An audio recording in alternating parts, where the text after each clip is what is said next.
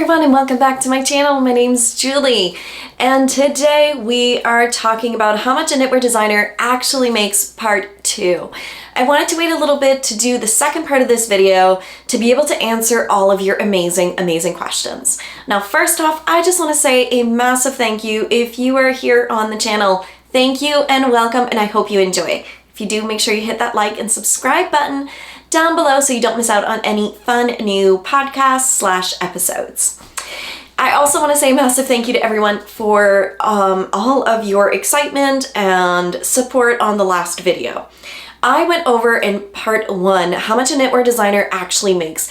I took you through a typical pattern release, showed you behind the scenes on how much it made, how much it cost me per hour, every single thing, all the nitty-gritty details I brought you in the background. If you haven't watched that video, I will put it up in the doobly-doo up here. Not sure what section it's going to be in, but it'll be here as well as linked down below. This week, we have an incredible sponsor, SkillShare. SkillShare is an online platform with more than thousands and thousands of incredible courses at your fingertips. You can take these courses at your own pace and at your own time. The first 500 people to use my link will get access to one of SkillShare's best offers, 30 days free and 40% off your first year of SkillShare membership.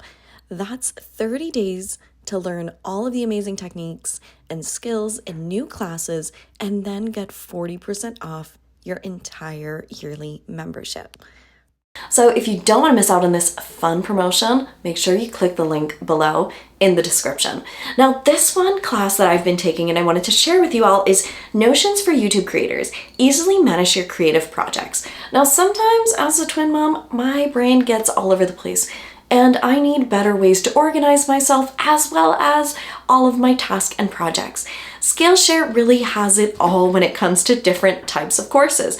Now this one I've been taking and I just absolutely adore. I love being able to get organized and an app to help me, just the cherry on top. So if you don't want to miss out, definitely click the link down below and sign up for SkillShare. SkillShare is giving you a full month free. Oh yeah, friends. A full month of anything that you want to learn. They have so many incredible courses on baking and cooking and drawing and embroidery and knitting and just everything. Anything that you're wanting to do with your creative business, they've got you covered. A massive thank you to SkillShare for sponsoring this video. Did you just see what happened there? We had a sponsor for this video. Sometimes you all ask me as a knitwear designer, how can we make extra income and things? These incredible sponsors who reach out and get to sponsor our videos are amazing. So anytime you see these, definitely click their link below. So sign up for SkillShare right now, and that helps promote your designers without costing you a penny. So those are other ways that designers can helpfully make some extra little income to keep providing incredible patterns to you all. Now I do want to say that this is me as a knitwear designer. Each knitwear designer has, I'm sure, their own sales, their own point of view. This is my personal opinion and my personal experience through these knitting patterns. Again, this is not typical for everyone. It doesn't mean that it's the same process, so please keep that in mind. We've had quite a few questions from the last video, and I definitely wanted to go through those. So I found that a lot of people did not know how much a knitwear designer actually makes and assumed that they were making more than we actually do make. Please note that these don't take into account the top patterns that you always see on Ravelry. If you go based on Ravelry in the Hot Right Now list, you'll always notice approximately the same patterns always there. Now, those patterns typically would not be accounted for in this video because those are like top knitting patterns where people keep purchasing them over and over and over. We're talking about a normal knitwear designer that may not make as much as those, so please keep that in mind. I know like people were like, well, I wonder how much so-and-so's pattern. We're not going to be touching that because those are completely different numbers with different designers. So please keep that in mind that not every designer makes as much as the ones that you see on the Hot Right Now list. The number one question was asked was, how long does it take you to break even on a pattern? And it's a very hard question to answer because sometimes it's not at all, and other times it can be recuperated within 2 to 3 months. It really depends on the popularity of that pattern and how the pattern launch does. Now this will depend on every single pattern that I release. Some I've recuperated my cost, and others to this day I still haven't. They just haven't really done very well. It's so hard to gauge the popularity of a knitting pattern. I wish I could tell you, I know that this pattern is going to do super well versus another one. We don't know, even as designers, how our patterns are going to do. We can't gauge or, what's the word I'm looking for? Predict how that is going to go. We just have to leave it in the hands of the knitters and pray to the knitting gods that someone decides to purchase our pattern. Now there are ways to help designers, and I did touch a little bit on this on the last video. If you see a designer who you support and love and cannot financially afford the knitting pattern, share it with your friends. Make sure you go into Ravelry and view the pattern, like it, favor it, queue it, comment on it. So I checked out and did this with one of my last pattern releases, is I asked my followers to help me bring it to page 1 of Ravelry Hot Right Now, and how Ravelry decides on which pattern gets the Hot Right Now. Turns out that it's actually the number of views per day that goes, even I think per hour, goes on the Ravelry Hot Right Now list. So it's not the number of sales, but the numbers of views. So that would probably be why some of the most common knitting patterns that are talked about throughout the interwebs are always on the Ravelry Hot Right Now, is because people keep looking at the pattern. It does not mean that they are purchasing the pattern, but they are looking at it.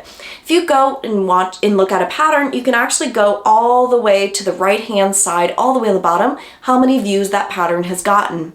And from my experiment on getting to the Hot Right Now list, it was not based on sales, because I did not make a ton of sales, but we were able to get it to the Hot Right Now with based on views. So this can really help that Ravelry algorithm and helping your designer get into the Ravelry Hot Right Now list. Now you may ask yourself, Julie, why does it even matter to be on that page? A lot of people, when they browse Ravelry, they will usually go to that first, maybe 5 pages, and then they'll stop. So if you can get more eyeballs on your product, the better it is for you as a designer. They may see that project, click on it, and say, ooh, what else has she designed? And keep on going, like Amazon. When you go to Amazon and you see, it'll say more items that you may love. That is all the marketing strategy behind it and showing you all of these things. Same thing with Ravelry and Designer is you can actually go and click on the designer's name, keep scrolling, see what this other, this designer has.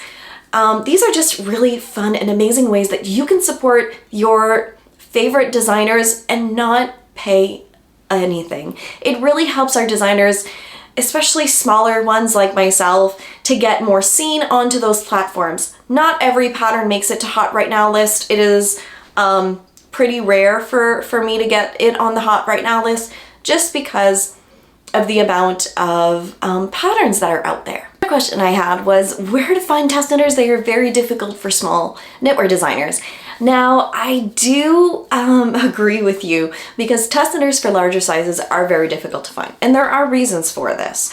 So when you think about a test knit in your particular size, you need X amount of yarn. The larger the sizes go, the more yarn that person needs. It's just based on the sizing. Now, when you also think of the larger sizes, they're gonna have a larger garment, which means that it's gonna take longer to knit. So they may not be able to do multiple test knits because 1, they need more yarn, and 2, their garment takes longer. Whether you knit an extra small to a 5XL, it's gonna take you different amount of time to test knit those. So please always keep that in mind when you are looking at test knitters. Make sure you give them a sufficient amount of time to be able to finish the test knit, as well as giving them alternatives for different yarns. And this goes for every single size. For my knitting patterns and when I do test knits, I always say use any weight of yarn or use any yarn as long as you meet the gauge. It does not bother me commercial yarn, if you use an expensive hand-dyed yarn, as long as you meet the gauge and use that right yarn, it doesn't bother me. So this is something you can make sure to implement into your knitting patterns so that every single size and person feels included. There are different websites and things that you can go. I think there's Yarn Pond, there's Testing Pool on Ravelry, and I will link those below where you can ask and call for test knitters. You can also use the Instagram hashtag test knitters needed, test knitters wanted, those things on Instagram, and hope to find it there. So I will link all of those down below. And I also got a fun comment that said that, you know what? You choose to be self-employed versus other people that have a job. This is the choice that you have made, and you chose to do this. Absolutely, I did. For me, my personal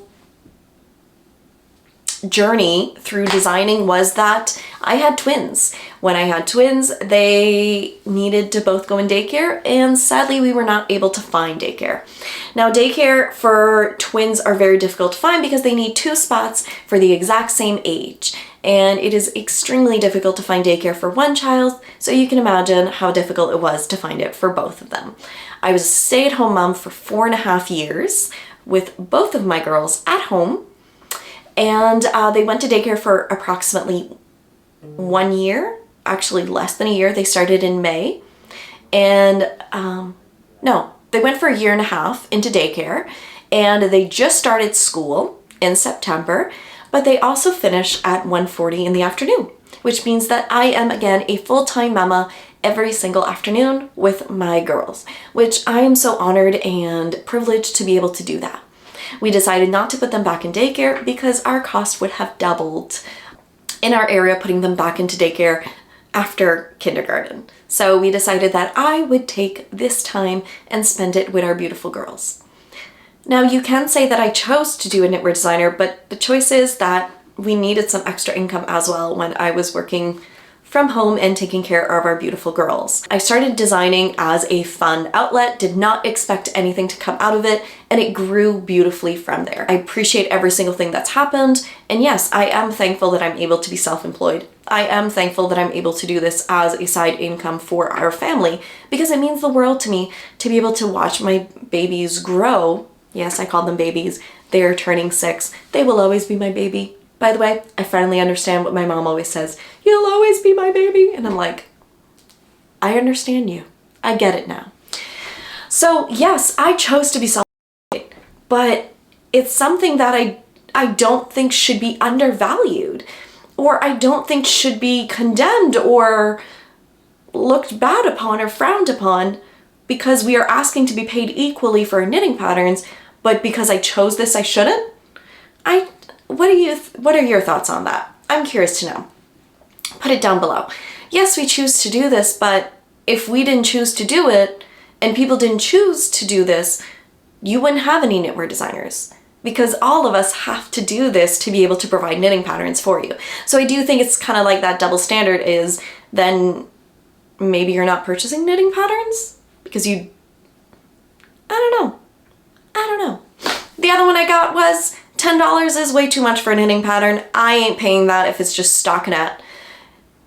I want to be paying that if it's more intricate and cables and designs and this. To each their own. I appreciate your opinion. I do not share that opinion just because I know that all the time and energy and hard work goes into all of those knitting patterns. Now, just because a knitting pattern doesn't have big cables and a ton of lace and things does not mean that there's not a tons of hours and hours of hard work that is put into this design. Now, when I'm wearing my What the Fluff pullover. So this one is a beautiful V-neck with some ribbing for the sleeves and a fun deep V that just really creates a comfy, cozy pullover. There is no all over texture or anything, but I would never undervalue my work in selling this for $3 to $5. I spent hours upon hours upon hours. I actually cast on this pullover when I went to my knitting retreat where I was teaching at Hippie Strings in May of this year. We are now October, and I just released the pattern. So we are talking about May, June, July, August, September, and October. 6 months of work. We did the test knitting, I knit up the full sample, got it tech edited, spent hours upon hours figuring out the construction, figuring out the decreases for 2x2 ribbing, where it does not look sloppy and it looks pretty.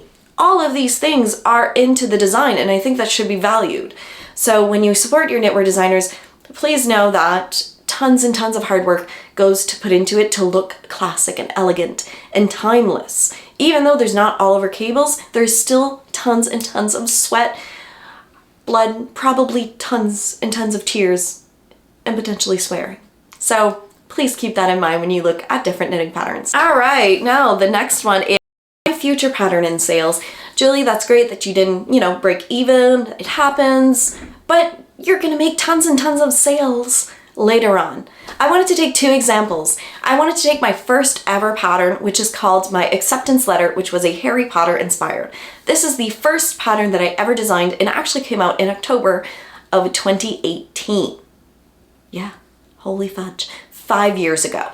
Okay, we're gonna put the photo right here for you.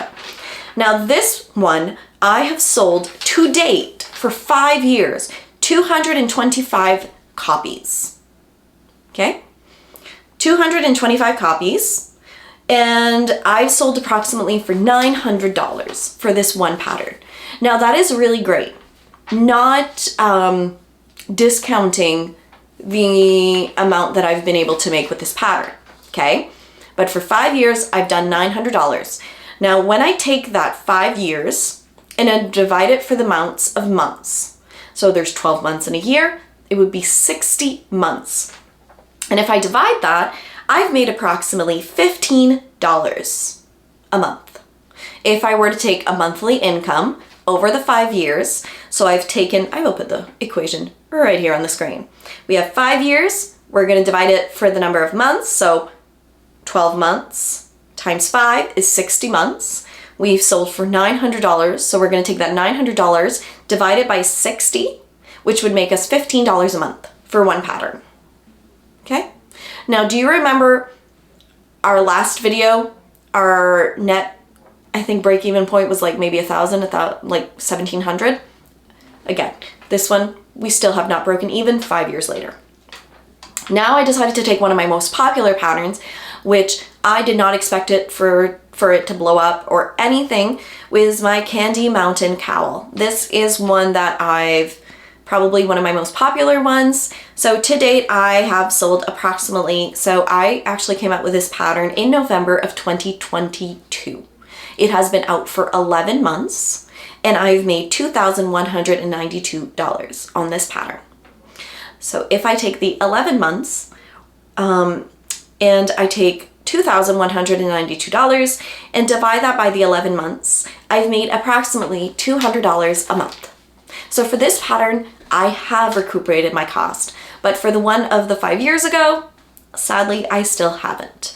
So hopefully that gives you a little bit of a background. Now, I will say that the Candy Mountain Cowl is one of those that are very, very rare for me, that I've actually recuperated my costs fast.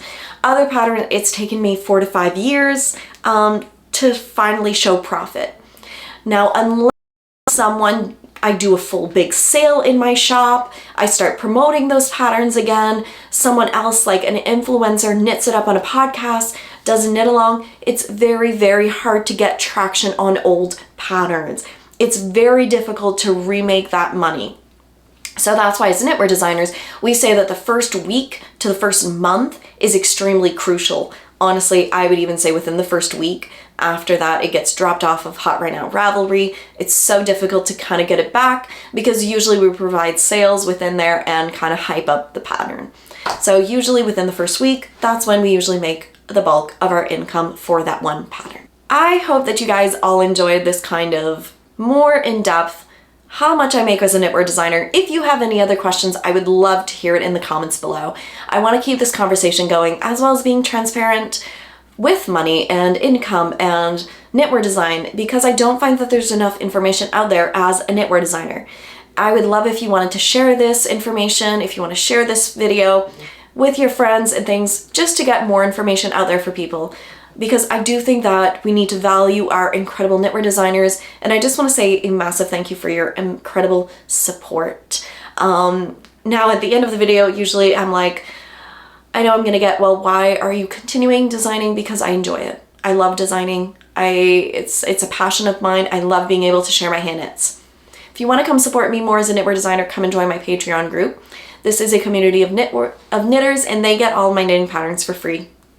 Every single one that I publish. We've revamped recently our fun Patreon group, and you can come and join for $15 a month and get access to all sorts of fun things. This month I actually just did a class on gauge, learning all about gauge swatch, learning on how to get gauge, what is gauge, what to do if you can't get it, and how to switch yarns. So that is all recorded and live in our Patreon group. We would love to come and have you join us.